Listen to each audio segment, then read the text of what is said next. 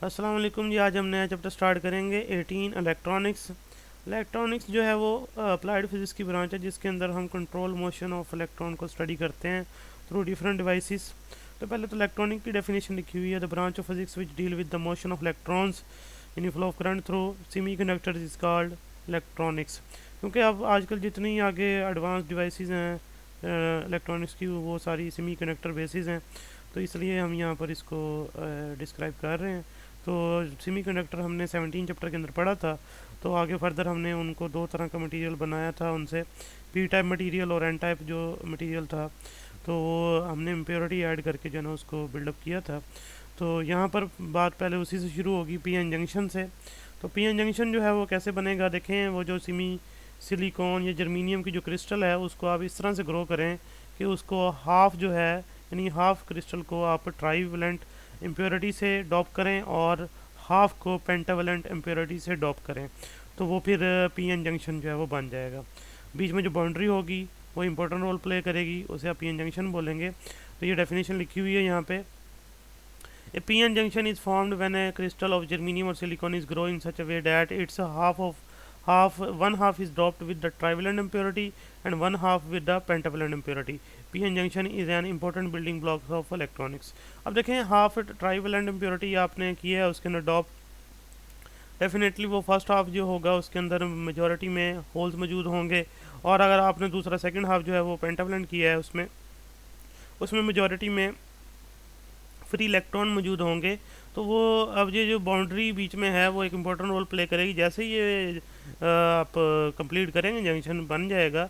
Just after formation of the junction कह लें, जो इलेक्ट्रॉन है एन टाइप के, यानी जो पेंटावेलेंट इम्प्योरिटी जिस साइड पे आपने दी थी वो एन टाइप मटेरियल होगा, दूसरी साइड वाला पी टाइप होगा। तो एन टाइप के जो इलेक्ट्रॉन्स हैं वो रैंडम मोशन की वजह से वो माइग्रेट करेंगे एंड पी टाइप के होल्स को फिल करेंगे आके।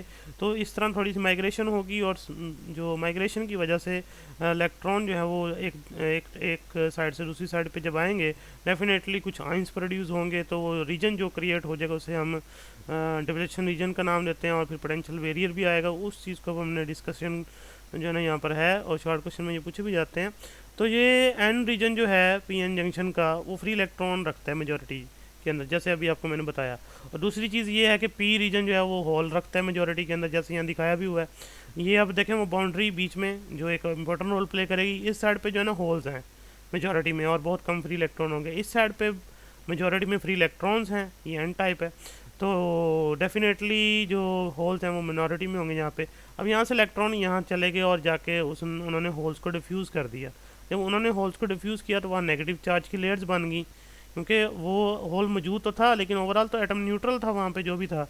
और यहाँ पर जो इलेक्ट्रॉन था वो बेशक वो फ्री इलेक्ट्रॉन था, लेकिन वो कोई यानी कि एडिशनल इलेक्ट्रॉन नहीं था। तो वो इलेक्ट्रॉन जब चला गया पीछे पॉजिटिव आइन जो है ना वो लीव कर गया, तो डेफिनेटली जाकर उसने होल्स को डिफ्यूज़ किया तो वो होल फिल तो हो गए लेकिन नेगेटिव चार्ज आ गया। इस तरह पीछे यहाँ पर देखें वो पॉजिटिव चार्ज की लेयर्स को लीव कर गए और वहाँ जाके नेगेटिव चार्ज की लेयर्स बन गई। तो ये जो रीजन बना है बीच में बाउंड्री के करीब, एक तरफ पॉजिटिव लेयर और एक तरफ नेगेटिव लेयर्स, इस रीजन को हम नाम देते हैं ये डिप्लेशन रीजन है। तो यहाँ पर क्या हुआ है कि इलेक्ट्रॉन एन टाइप से पी टाइप पे जाकर डिफ्यूज़ हो गए हैं। तो यहाँ कोई चार्ज कैरियर प्रेजेंट नहीं है इसके अंदर, यानी कोई फ्री चार्ज कैरियर मौजूद नहीं है। यहाँ फ्री इलेक्ट्रॉन मौजूद है। अब ये वाले फ्री इलेक्ट्रॉन जो है ना ये अब फर्दर इधर होल्स को आगे डिफ्यूज़ नहीं कर सकते क्योंकि आगे बैरियर हो गया। इलेक्ट्रॉन के नेगेटिव चार्ज है, सामने भी नेगेटिव लेयर्स हैं, तो डेफिनेटली रिपल्शन होगी। तो ये जो एक तरफ पॉजिटिव चार्ज एक तरफ नेगेटिव चार्ज बना है, इससे पोटेंशियल बैरियर बन गया, यानी कि पोटेंशियल डिफरेंस आ गया जिसे पोटेंशियल बैरियर बोल रहे हैं। बैरियर से मतलब रुकावट है इन इलेक्ट्रॉन्स के लिए। जब तक इलेक्ट्रॉन के पास इस पोटेंशियल डिफरेंस के बराबर एनर्जी नहीं होगी वो ये बैरियर क्रॉस नहीं कर सकते और जाके होल्स के अंदर जो है वो डिफ्यूज़ नहीं हो सकते। तो डेफिनेटली ये जो अब रीजन बना है बीच में इसे हम डिप्लेशन रीजन का नाम देते हैं। यहाँ कोई चार्ज कैरियर मौजूद नहीं है और इसका जो पोटेंशियल डिफरेंस क्रिएट हुआ है इसकी वजह से उसे हम पोटेंशियल बैरियर बोलते हैं। उसकी वैल्यूज़ जो है वो सिलिकॉन के लिए जो है वो 0.7 वोल्ट होती है और जर्मीनियम के लिए वो 0.3 वोल्ट होती है, वो भी आगे डिस्कस करेंगे। तो पहले तो डिप्लेशन रीजन की जो है ना वो डेफिनेशन लिखी हुई है। तो देखें just after the formation of the P N junction the free electron in n region due to their random motion diffuse into the p region as a result of diffusion a chargeless region is formed around the junction in which no charge carrier present in which is called depletion region. यहाँ कोई भी charge carrier, free charge carrier मौजूद अब नहीं होगा। In figure black holes, black dots represent the free electrons and small circle shows the holes where circle with the positive and negative ions which makes the depletion region. ये इसके बारे में बता रहा है कि क्या क्या सेटिंग की हुई है। उसके बाद पोटेंशियल बैरियर की बात कर रहे हैं। Due to diffusion of the electron from the N to P region, potential difference develop across the depletion region called potential barrier. Its value is 7.7 volt for silicon and 0.3 volt for the germanium. This potential difference stops further diffusion of the electrons into the p region. तो ये potential barrier further diffusion को रोक देता है। ये दो चीज़ें important है इसके अंदर। अब हैं इसकी बाइसिंग करते हैं, यानी हम ये जो पी एन जंक्शन बन गया हमारे पास, जिसके अंदर बाउंड्री के करीब एक तरफ पॉजिटिव चार्ज की लेयर है और एक तरफ नेगेटिव चार्ज की लेयर है, तो ये वाली साइड पी टाइप है, ये वाली साइड एन टाइप है। इसको हम बैटरी के साथ जोड़ते हैं। बैटरी के साथ जोड़ेंगे, पोटेंशियल डिफरेंस क्रिएट हो जाएगा इसके सामने पे, डेफिनेटली इसमें से करंट हम गुजरेगा और ये जो है ना वो हम कहेंगे ये अब बाइसिंग कर दी है हमने, पोटेंशियल डिफरेंस क्रिएट कर दिया। तो ये देखें अब यहाँ पर ये बाइसिंग जो होती है वो दो तरह से होती है, फॉरवर्ड बायस और रिवर्स बायस। अगर तो सेम कनेक्शन है, मींस अगर पी टाइप को आपने बैटरी के पॉजिटिव टर्मिनल से और एन टाइप को बैटरी के नेगेटिव टर्मिनल से जोड़ा है, तो डेफिनेटली वो बाइसिंग फॉरवर्ड बायस कहलाएगी। तो अब यहाँ क्या होगा, फॉरवर्ड बायस करने से यहाँ से इलेक्ट्रॉन जो है ना बैटरी जो प्रोवाइड करेगी वो क्रिस्टल के अंदर इंटर होंगे। मैं एक्चुअली आपको इलेक्ट्रॉन की मोशन समझा रहा हूँ क्योंकि एक्चुअली इलेक्ट्रॉन ही मूव करते हैं यहाँ। वैसे तो कन्वेंशनल डायरेक्शन दी गई है करंट को, जो कि होल्स की वजह से होगी। क्या होल विद इन क्रिस्टल ही मूव कर सकते हैं, आउटसाइड क्रिस्टल नहीं जा सकते। लेकिन बैटरी जो चार्ज अब पोटेंशियल प्रोवाइड करेगी तो डेफिनेटली यहाँ से फ्री इलेक्ट्रॉन इंटर होंगे और यहाँ जो पॉजिटिव लेयर थी वो रिड्यूस हो जाएगी क्योंकि नेगेटिव चार्ज और इंटर हो गए हैं एन टाइप के अंदर। तो वो जो नेगेटिव पॉजिटिव चार्ज की जो लेयर थी वो यहाँ से डिसअपेयर हुई एंड डिप्लेशन रीजन की विड्थ कम हो गई। और इधर से यहाँ से पॉजिटिव टर्मिनल कनेक्टेड है, यहाँ से इलेक्ट्रॉन अट्रैक्ट करेगा positive terminal of the battery जो है। तो इलेक्ट्रॉन जो है जो नेगेटिव लेयर थी, दो लेयर्स थी, एक लेयर जो है ना वो अट्रैक्ट हो गई इस पॉजिटिव टर्मिनल की वजह से, वो होल्स में से जंप करते वो इस वायर के अंदर दाखिल हुए इलेक्ट्रॉन और फिर बैटरी के पार फिर यहाँ से इधर। तो मतलब डिप्लेशन रीजन की विड्थ क्या हो गई, फॉरवर्ड बायस करने से कम हो गई और एक्सटर्नल पोटेंशियल डिफरेंस की वजह से। और उस वजह से क्या हुआ, जो पोटेंशियल बैरियर है उसकी वैल्यू भी कम हुई। तो डेफिनेटली जो इलेक्ट्रॉन्स हैं यहाँ पर अब एन टाइप के पास, उन्हें बैटरी जो है ना एनर्जी प्रोवाइड कर रही है, तो डेफिनेटली वो एनर्जी गेन करेंगे और ये बैरियर क्रॉस करेंगे और यहाँ के वो होल्स के अंदर फॉल करेंगे। अब होल्स में वो डिफ्यूज़ नहीं होंगे बल्कि वो पॉजिटिव टर्मिनल उनको अट्रैक्ट कर रहा होगा, वो होल्स के रास्ते, यानी एक होल पे फिर अगले होल पे फिर अगले पे, इस तरह वो क्रिस्टल में से गुजर कर वायर में से आएंगे और इस तरह पूरे सर्किट में वो रिवॉल्व करने लगेंगे। तो इस तरह एक करंट फ्लो करेगा। अब ये फॉरवर्ड बायस में हुआ क्या कि डिप्लेशन रीजन की विड्थ कम हो गई, पोटेंशियल बैरियर कम हो गया, इलेक्ट्रॉन को एनर्जी मिली, उन्होंने बैरियर क्रॉस किया और करंट जो है वो मिली एम्पेयर्स के अंदर जो है फ्लो करेगा यहाँ पे। अब ये डायोड जो है यानी पीएन जंक्शन जो है, इसको डायोड बोलते हैं। पीएन जंक्शन जो है वो एक्ट कर रहा है एज ए ऑन स्विच, यानी फॉरवर्ड बायस किया है तो ये अगर सर्किट में स्विच के तौर पे काम कर रहा है तो इसे ये एक्ट कर रहा है एज ए ऑन स्विच, यानी सर्किट की रेजिस्टेंस अब मिनिमम हो गई है तो जिस वजह से करंट जो है वो फ्लो कर रहा है। तो अब इसको देखें, यहाँ पे battery is connected to a PN junction such that the P side is positive and N side is negative, then the external potential of the battery supplies energy to the free electron to the n region and holes in the p region. The current of the order of few milliampere flows across the pn junction. In this state the pn junction is set to forward bias. अब आगे देखिए variation of the current with the biasing voltage. हमने क्या किया, PN junction को देखें एक variable battery के साथ लगाया, रो रेजिस्टर आर और साथ एक एमीटर लगाया जिससे करंट मेजर कर सकें, और पैरेलल जो है हमने पैरेलल वोल्ट मीटर लगाया ताकि हम पोटेंशियल डिफरेंस मेजर कर सकें। बैटरी का पोटेंशियल हम बढ़ाना शुरू करते हैं और साथ हम रीडिंग नोट करेंगे पोटेंशियल की भी, और साथ में हम करंट जो फ्लो करेगा सर्किट में से वो भी नोट करेंगे। उसके दरमियान हम ग्राफ प्लॉट करेंगे, फॉरवर्ड वोल्टेज और फॉरवर्ड करंट के दरमियान ग्राफ होगा। फॉरवर्ड वोल्टेज एक्स एक्सिस पे है और फॉरवर्ड करंट वाई एक्सिस पे है। तो यहाँ पर देखें 0.1 2 3 4, तो ये देखें जैसे 0.7 पे पहुँचता है वो, तो वोल्टेज स्टार्ट में देखें वोल्टेज इंक्रीज़ हो रहा है लेकिन कोई करंट फ्लो नहीं कर रहा, लेकिन जैसे ही वो 0.7 के करीब आता है तो डेफिनेटली करंट फ्लो करना शुरू करता है। और 0.7 पे पहुँचने के बाद या क्रॉस करने के बाद जो करंट है वो बिल्कुल शूट कर जाता है एकदम से। इसका मतलब है कि 0.7 वोल्ट हुआ एक्सटर्नल बैटरी का, तो इलेक्ट्रॉन्स को जो है ना एनर्जी मिली, उन्होंने बैरियर क्रॉस करना शुरू कर दिया क्योंकि बैरियर खुद ही 0.7 वोल्ट का था।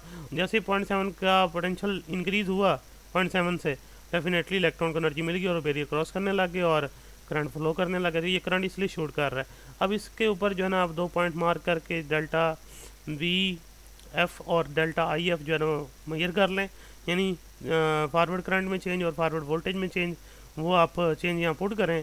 डेल्टा वी एफ और डेल्टा आई एफ वो आपको फारवर्ड रेजिस्टेंस मिल जाएगी जो पी एन जंक्शन ऑफर कर रहा होगा पोटेंशियल बैरियर की वजह से, या डिप्लेशन रीजन के ऊपर जो रुकावट है उसे हम ये फारवर्ड रेजिस्टेंस कहेंगे, जो फ्यू ओम्स की होगी जब वो ये फारवर्ड बायस किया होगा तो ये करंट फ्लो कर रहा होगा। अब याद रखना है जब भी आप फारवर्ड बायस करेंगे डायोड पी एन जंक्शन जो है वो एक्ट करेगा एज ए ऑन स्विच, और इसमें रेजिस्टेंस कम हो जाएगी, इंटरनल रेजिस्टेंस जो है उसकी कम हो जाएगी और मैक्सिमम करंट फ्लो उसमें से कर सकेगा।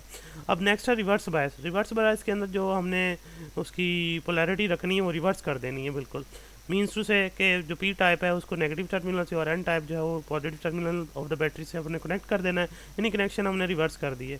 अब यहाँ पर क्या होगा, जो पॉजिटिव साइड है वो आपने एन टाइप से कनेक्ट किया, वो इलेक्ट्रॉन को अट्रैक्ट करेगी, सारे इलेक्ट्रॉन अट्रैक्ट हो जाएंगे डेफिनेटली, यहाँ पॉजिटिव लेयर और बढ़ जाएंगी।